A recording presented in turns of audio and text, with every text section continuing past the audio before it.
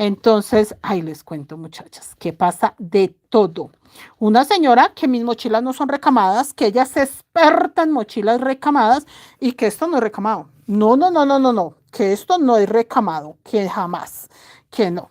Que muy malas mochilas que yo estaba haciendo y estaba vendiendo como mochilas recamadas, que eso no es recamado, que ella tiene mucha experiencia. Y yo, ay, ¿qué quería la señora? No, solo habló para decir eso, que las mochilas que usted hace no son recamadas, señor. Ya, hijo, 5 minuticos y voy. Y entonces le dije, yo, de verdad, Jason, a eso llamó la señora y dijo, sí, no dijo más nada, solamente que las mochilas que usted hace no son recamadas, que porque ella tiene mucha experiencia de mochila recamada y que esto no es recamado. Nada. Y que no se recaman en mostacilla y que no se recaman con piedras y que con apliques no se recama y que con tul no se reclama, que se recaman las mochilas con unas poquitas flores y unas poquitas perlas, pero que lo que yo hacía no era recamar, que ella era muy experta en eso. Y yo, ¿cómo? Y ella se tomó el tiempo de llamar a eso, dijo, sí. Y yo, ve.